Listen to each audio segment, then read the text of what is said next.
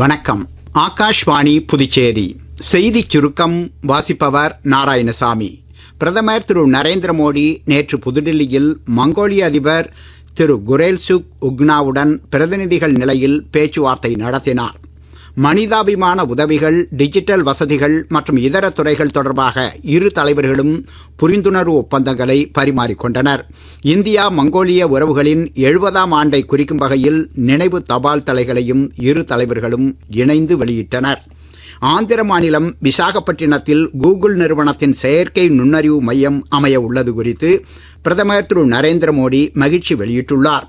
இம்மையத்தினால் அதிநவீன தொழில்நுட்ப வசதிகள் மக்களுக்கு கிடைக்கவும், டிஜிட்டல் பொருளாதாரம் வலுப்பெறவும், உலக அளவிலான தொழில்நுட்பத் துறையில் முன்னணி நாடாக இந்தியா மேம்படவும் ஏதுவாகும் என்று சமூக ஊடகத்தில் கூகுள் தலைமை செயல் அதிகாரி திரு சுந்தர் பிச்சை நேற்று வெளியிட்டுள்ள பதிவுக்கான பதிலில் பிரதமர் கூறியுள்ளார்.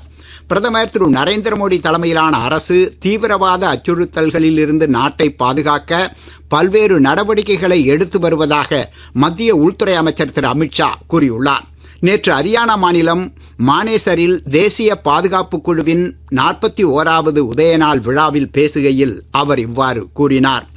சர்தார் பட்டேல் பிறந்த நாளை ஒட்டி போதையில்லா இந்தியாவை உருவாக்கும் வகையில் மத்திய அரசு நாடு முழுவதும் ஒற்றுமை பேரணிகளை நடத்த உள்ளது.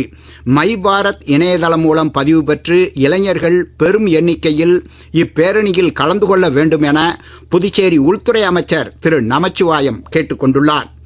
உச்சநீதிமன்ற உத்தரவின்படி புதுச்சேரியில் தீபாவளி பண்டிகையின் போது காலை 7 மணி முதல் 8 மணி வரையிலும், மாலை 7 மணி முதல் 8 மணி வரை மட்டுமே பட்டாசு வெடிக்க அனுமதிக்கப்படுவதாக மாநில மாசு கட்டுப்பாட்டு குழுமம் உத்தரவிட்டுள்ளது. இத்துடன் இந்த செய்திச் சுருக்கம் நிறைவு பெறுகிறது.